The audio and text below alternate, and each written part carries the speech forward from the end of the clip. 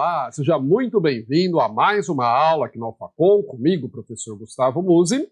E nessa aula nós vamos falar dos crimes contra a economia e contra as relações de consumo, tá? Especialmente aí da Lei 8.137, que é a mesma lei que define os crimes contra a ordem tributária, nos seus artigos 1º a 3º, ela também vai definir crimes contra a economia e contra as relações de consumo.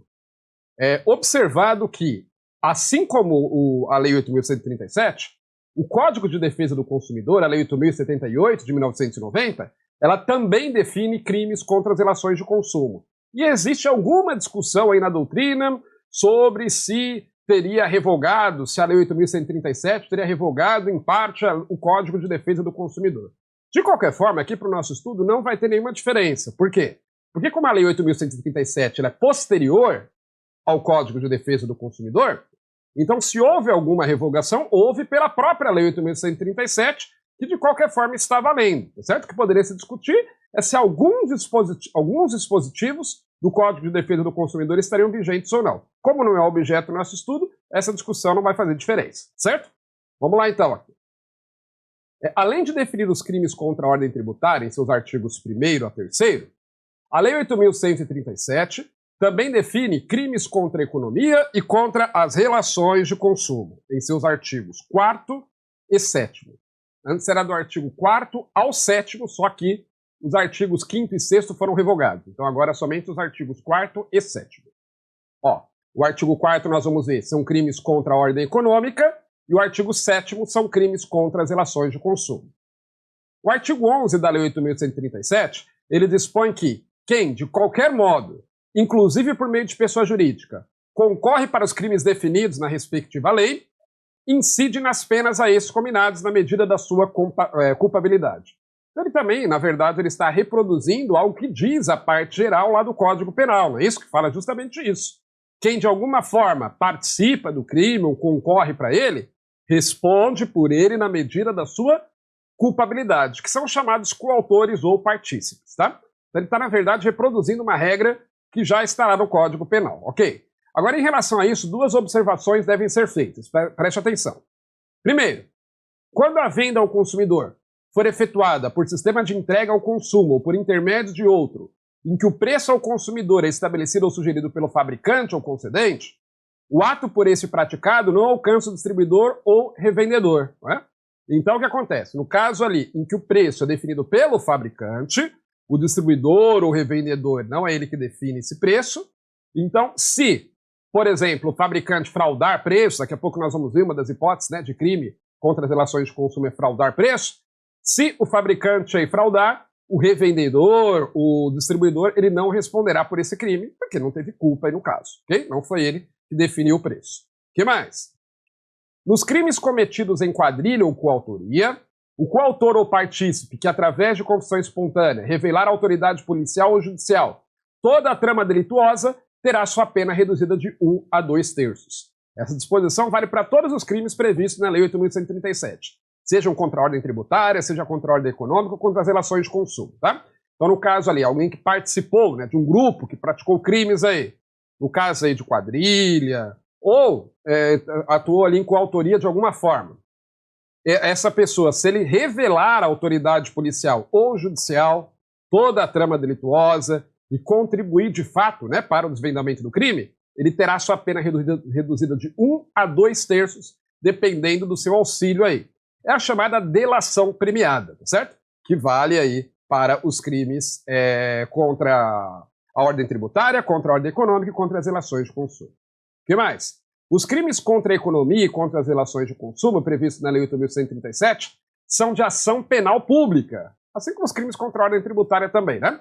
Todos os crimes previstos na Lei 8.137 são de ação penal pública. Lembra? O que quer dizer isso? Quer dizer que a ação penal ela será movida pelo Ministério Público, tá? Diferente dos crimes de ação penal privada, que quem tem que mover a ação penal é o próprio particular, a própria vítima. Nos crimes da Lei 8.137, não. São todos de ação penal pública. Aliás, você já deve saber, né, que, na verdade, existe uma regra no direito penal que todos os crimes que, a não ser que a lei diga especificamente que eles são de ação penal privada, eles serão de ação penal pública, cabendo ao Ministério Público, então, apresentar a denúncia e fazer o processo andar até o seu desfecho, certo? E mais, eles são de ação penal pública incondicionada. O que quer dizer isso? Significa que o Ministério Público que promove a ação e não há necessidade de representação do ofendido, certo? Mesmo que a vítima, se houver alguma vítima, né, particular, não queira que o processo ande, o processo vai andar independentemente disso, porque o titular é o Ministério Público e não precisa de representação do ofendido, ok? Feitas essas considerações aí de cunho geral sobre a Lei 8.137, vamos ver agora quais são os crimes contra a economia e contra as relações de consumo. Ó, os crimes contra a economia ou contra a ordem econômica, eles estão no artigo 4º da Lei 8.137. Você vai ver quando a gente fala de crimes contra a ordem econômica, o bem jurídico tutelado aí são bens como o livre mercado, a livre concorrência, né? Impedindo que uma empresa, utilizando-se de meios desleais e ilegais, venha a se apropriar indevidamente aí do mercado. Isso é importante que o Estado esteja de olho para que o próprio consumidor não seja lesado aí em última instância, não é isso? Então o artigo 4º ele vai trazer ali quais são os crimes contra a ordem econômica. Lembrando, né, que nem toda conduta ilícita é crime. Então o que acontece? Pode ser que uma situação não se enquadre como um crime contra a ordem econômica, mas mesmo assim ela seja vedada pelo ordenamento jurídico. Tá? Por exemplo, não tem o CAD, que é o Conselho Administrativo lá de Desenvolvimento Econômico, se não me engano é esse o nome. O CAD, ele analisa, por exemplo, fusões de empresas para verificar se aquelas empresas podem se fundir e não prejudicar, né, não tornar-se um monopólio, um oligopólio muito restrito. Então o CAD ele pode, por exemplo, impedir a fusão de grandes empresas, se ele considera que com isso o mercado vai ficar muito concentrado. Essa fusão não seria um crime, não seria crime nenhum, não é? Mas ela pode ser vedada porque configuraria, aí, vamos dizer assim, de uma certa forma, um ilícito administrativo, o ilícito civil, como você quiser chamar, mas não seria necessariamente o ilícito penal. O que nós vamos ver aqui são os crimes, aqueles que, portanto, podem levar à cadeia, né? Então tá lá, artigo 4º. Constitui crime contra a ordem econômica. As seguintes figuras. Primeiro, abusar do poder econômico, dominando o mercado ou eliminando, total ou parcialmente, a concorrência mediante qualquer forma de ajuste ou acordo de empresas. Aqui, né, você tem aqui as empresas, então, se utilizando do abuso do poder econômico, abusando do mesmo, para eliminar aí os concorrentes. Quando se fala em abuso do poder econômico, é até um pouco difícil conceituar exatamente o que é, um conceito aberto. Mas podemos entender como toda aquela ação que a empresa pratica se aproveitando da sua situação de preponderância no mercado para eliminar, né, ou para obstaculizar a ação dos seus concorrentes de forma desleal, certo? Sem obedecer às regras aí estabelecidas pelas normas jurídicas, ou muitas vezes pela ética, e por aí vai.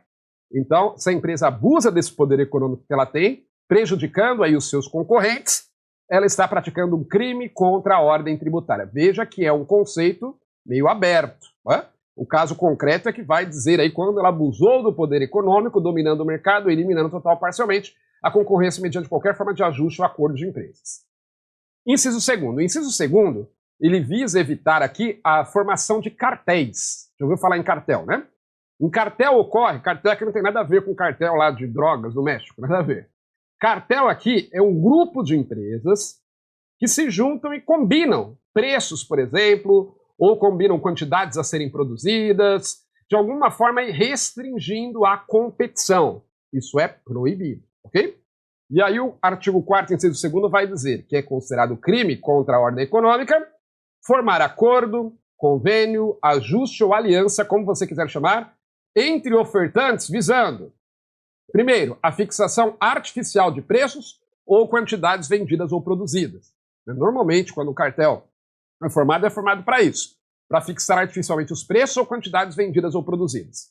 Então imagine, por exemplo, que vários postos de gasolina da mesma região, eles resolvam se juntar e fixar, vamos estabelecer o mesmo preço. Né? Para não ter concorrência, para não prejudicarmos um ao outro, vamos estabelecer o mesmo preço. Não pode. Eu não estou falando de mesmo posse da mesma rede. Claro, se for a mesma rede não é problema, é a mesma empresa, tá? Estou falando de empresas diferentes. Ou então acontece muito isso, para não dar muito na cara, ao invés de estabelecerem o mesmo preço para todo mundo, eles fazem um rodízio entre eles.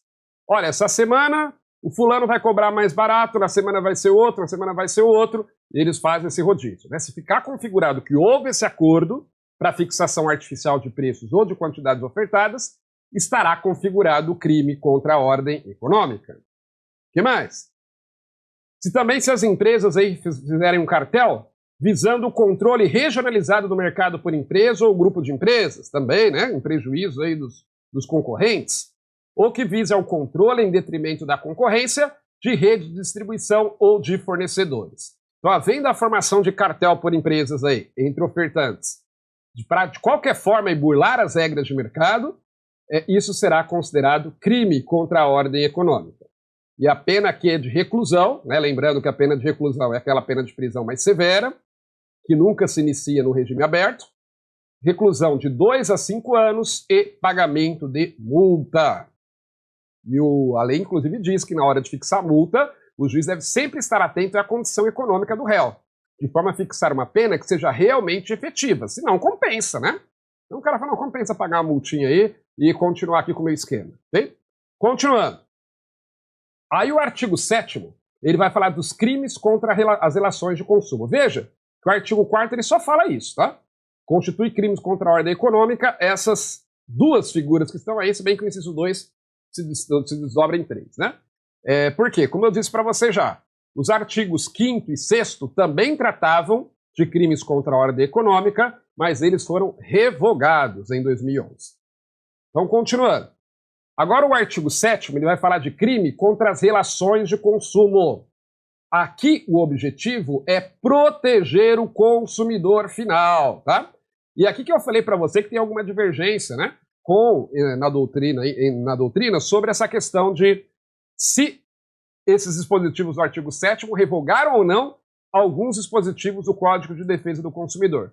Mas como eu disse, aqui para nós não vai ter diferença nenhuma, porque nós estamos estudando a própria Lei 8.137, né? Então tenha ela revogado ou não lá o Código de Defesa do Consumidor, não haverá nenhuma diferença no nosso estudo aqui. A questão seria o contrário, né? Se a gente estivesse estudando o Código de Defesa do Consumidor, aí sim a gente teria que ver se aqueles dispositivos estão revogados ou não. Mas vamos lá. Então o artigo 7º ele vai falar: constitui crime contra as relações de consumo. Primeiro, favorecer ou preferir, sem justa causa, comprador ou freguês, ressalvados os sistemas de entrega ao consumo por intermédio de distribuidores ou revendedores. Então a ideia é que todos os clientes aí sejam tratados da mesma forma, certo? Não pode favorecer ou preferir nenhum comprador ou freguês. Agora, se houver intermédio de distribuidores ou revendedores, ok, tem um convênio lá com o revendedor, aquele é o revendedor exclusivo da empresa, aí pode até ser feito isso, tá? Mas isso tem que estar bem caracterizado, tem que estar bem formalizado. O que mais? Também é considerado um crime contra as relações de consumo vender ou expor à venda mercadoria cuja embalagem, tipo, especificação, peso ou composição esteja em desacordo com as prescrições legais ou que não corresponda à respectiva classificação oficial. Né? Você sabe que existe uma série de normas, de regras que são estabelecidas aí para embalagens. Normalmente produtos alimentícios, né, tem mais regras, mas isso vale normalmente para embalagens em geral. Mas você pega lá, embalagem de produtos alimentícios, você vê quantas informações tem ali. Todas elas, ou a grande maioria delas, estão lá por determinação dos órgãos competentes. Então, se o vendedor aí, ele vende ou expõe à venda mercadoria cuja embalagem não esteja de acordo com essas prescrições legais, ele poderá responder por um crime contra as relações de consumo. O que mais? Também constitui crime contra as relações de consumo misturar gêneros e mercadorias de espécies diferentes para vendê-los ou expô-los à venda como puros. Misturar gêneros e mercadorias de qualidades desiguais para vendê-los ou expô-los à venda por preço estabelecido para os demais mais alto custo. Então, o que é isso aí? Por exemplo, um posto de gasolina que vende um combustível adulterado. Ele fala, não, é gasolina pura, e na verdade está misturando ali álcool na gasolina, ou está misturando água no etanol. Então está praticando esse crime, que ele está misturando gêneros e mercadorias de espécies diferentes dizendo que eles são puros, né? Também não pode misturar gêneros e mercadorias de qualidades desiguais para vendê-los ou expô-los à venda por preço estabelecido para os demais mais alto custo. Né? Ele mistura para ele poder ganhar o mais caro com o mais barato e vende pelo preço do mais caro. Isso não pode. Né? Alguns consideram que se enquadraria aqui, inclusive, cabe discussão, mas alguns consideram que se enquadraria aqui, a famosa pizza meio a meio, quando a pizzaria ela vende pelo preço mais alto. Não tem isso? Normalmente é assim, né? Ah, eu quero a pizza meio a meio. Aí a pizzaria diz, não, tudo bem, a gente cobra o preço mais alto. Porque, de fato, em tese, estaria praticando isso. Ele está misturando e vendendo pelo mais alto. O certo seria fazer uma média, né? Vender ali pela média dos dois preços, ok? Continuando. Também vai ser considerado um crime contra as relações de consumo fraudar preços por meio de... Né? Fraudar preço significa aí você trazer um preço que não é aquele que deveria ser o real, vamos dizer assim. Vamos ver uns exemplos aí. Fraudar preços por meio de, primeiro, alteração sem modificação essencial de qualidade de elementos tais como denominação, sinal externo, marca, embalagem, especificação técnica, descrição, volume, peso, pintura ou acabamento de bem ou serviço. Então aqui a fraude de preços por meio de alteração, mas sem modificação essencial de qualidade, de elementos aí relacionados à venda. Por exemplo, enquadrado aqui no artigo 7º, inciso 4º, a linha A, o posto de gasolina, que tem lá a bomba regulada de forma a fornecer menos combustível do que aquilo que aparece na bomba. Você sabe que às vezes tem essas artimanhas, né? Você vai lá, coloca gasolina no posto, aí aparece lá na bomba, que colocou R$100. Mas, na verdade, a bomba é regulada para colocar menos. Isso está fraudando o preço, por conta aí de volume, né? O volume está sendo volume aí que não corresponde à realidade, tá certo? Ou então fala que tem 1 quilo na embalagem, quando na verdade tem 900 gramas, né? Ou o famoso litro de 900 ml, não tem isso? Então vai lá, fala que é 1 litro, mas na verdade quando vai ver tem 900 ml. Veja, não há nenhum problema de vender 900 ml, mas tem que dizer, aqui tem 900 ml. Não pode enganar o consumidor, senão estará praticando um crime, ok? O que mais? Também é crime contra as relações de consumo fraudar preços por meio de B. Divisão em partes de bem ou serviço, habitualmente oferecido à venda em conjunto. Então, o bem deveria ser oferecido à venda em conjunto, ele divide partes ou bens desse serviço justamente para poder ganhar aí vendendo, né, cada um individualmente, e ele acaba ganhando mais.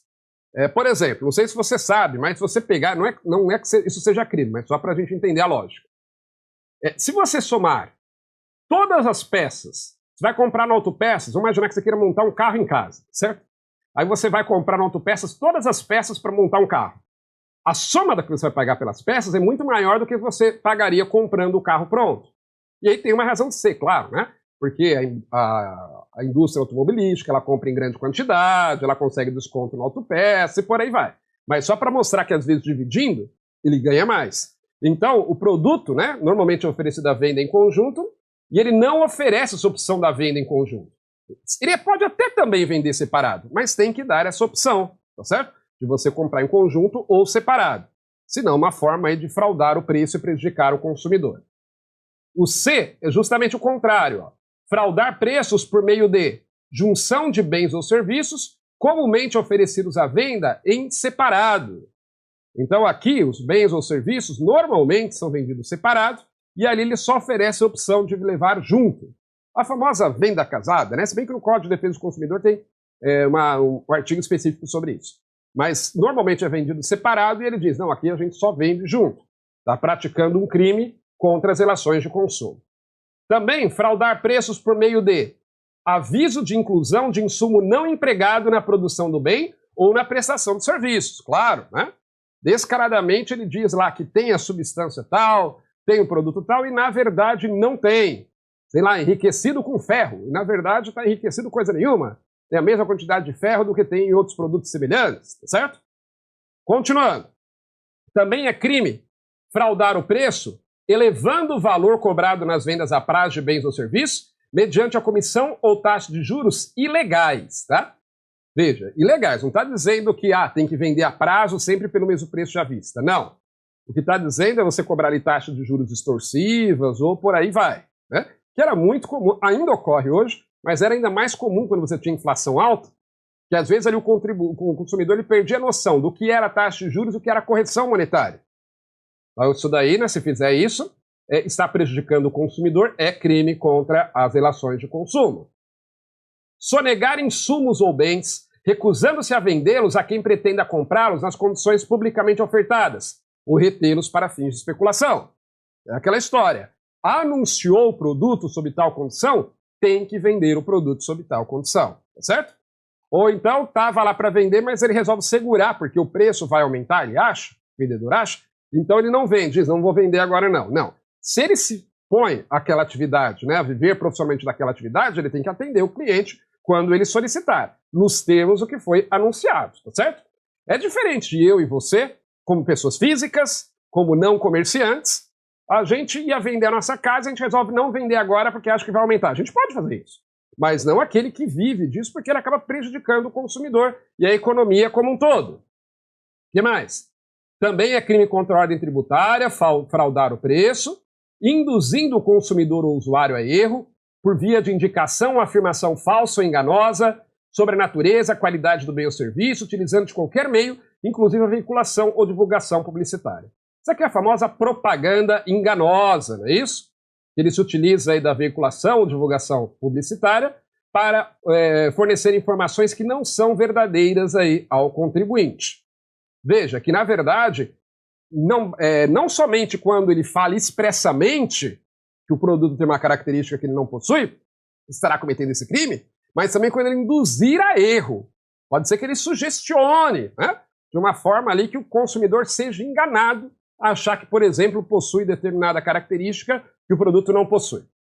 Também é crime contra as relações de consumo, fraudar o preço, destruindo, inutilizando ou danificando matéria-prima ou mercadoria com o fim de provocar alta de preço em proveito próprio ou de terceiro, tá certo? Se fizer isso aqui só seria possível ser feito em grandes empresas que dominam o mercado, mas se elas fizerem isso, também estão praticando um crime contra as relações de consumo. O que mais? Também é crime contra a relação de consumo, fraudar o preço ao consumidor, vendendo, tendo em depósito para vender, ou expondo à venda, ou de qualquer forma, entregando matéria-prima ou mercadoria em condições impróprias ao consumo. Então, está, por exemplo, vendendo o produto com data de validade vencida. Passou. Ah, mas sempre dá para comprar um pouquinho, né, depois da data de validade ultrapassando. A gente sabe que não estraga exatamente na data de validade, por aí vai. Veja, a data de validade está ali por uma razão, não é isso? Pode ser que sim, na grande maioria dos casos, você consumir um dia depois da data de validade não vai fazer grande diferença. Mas ela foi estabelecida, segundo critérios técnicos, porque se considera que é só até aquela data que se garante a segurança do produto. Depois disso não dá para garantir, né? Então, independente de fazer mal ou não à saúde do consumidor, se aquele produto já não está próprio, já não tem as mesmas características que teria quando estava válido, e a empresa está vendendo, ela está cometendo um crime contra as relações de consumo. Tá? Então, o exemplo clássico é vender o produto aí fora do prazo de validade. Pena, detenção de 2 a 5 anos ou multa. Parágrafo único. Nas hipóteses dos incisos 2, 3 e 9, quais são os 2, 3 e 9? Tá lá, ó. 2. Vender ou expor à venda mercadoria cuja embalagem não esteja de acordo com as prescrições legais. E misturar lá gêneros e mercadorias, e sem avisar o consumidor. E 9. Vender, ter em depósito ou expor à venda mercadoria, matéria-prima, em condições impróprias ao consumo. Pune-se a modalidade culposa, inclusive. Né, que eu já falei para você, os crimes, normalmente a gente só pune os crimes dolosos, a gente só pune os crimes culposos quando a lei prevê. E aí ela prevê. Nesses 3 casos serão punidas a modalidade culposa, que é quando o contribuinte não tem intenção, mas ele age com culpa, ele age com imprudência, com imperícia ou com negligência. Por exemplo, ele não ficou verificando lá se a data de validade estava correta. Ele tem que verificar sempre. Quem vende se responsabiliza por isso, tá? Se ele não o fizer, ainda que ele não tenha intenção e vende o produto vencido, ele responde. Reduzindo-se a pena, né, no caso de crime culposo, e a detenção de 1/3 ou de multa a 5ª parte. Então a pena de detenção reduz de 1/3 e de multa a 5ª parte, no caso de ser um crime culposo. E aí nós temos as circunstâncias agravantes, que estão no artigo 12. São circunstâncias que vão aumentar a pena imposta. Você vai pegar essa pena aqui, ó, de detenção de 2 a 5 anos de multa e vai aumentá-la. Quais são situações aí que agravam as penas impostas? Então lá. São circunstâncias que podem agravar de 1/3 até a metade, vai depender do caso concreto, tá? Então vão aumentar de 1/3 até a metade as penas previstas nisso daí que nós vimos. Primeiro, ocasionar grave dano à coletividade. Se ocasionar grave dano à coletividade, a pena será maior. Ser o crime cometido por servidor público no exercício de suas funções. Se for cometido por servidor no exercício das funções, também a pena é mais grave. E ser o crime praticado em relação à prestação de serviço ou ao comércio de bens essenciais à vida ou à saúde. Né? Então, nesse caso, por exemplo, medicamentos, faz isso com medicamentos, vende medicamentos vencidos, a pena aí ela vai ser aumentada de 1/3 até a metade, dependendo do caso concreto. Ok? Muito bem. Então, com isso, nós falamos aí sobre os crimes contra a ordem econômica e crimes contra as relações de consumo previstos na Lei 8.137 de 1990. Vamos ficando por aqui. Bons estudos para você e até a próxima!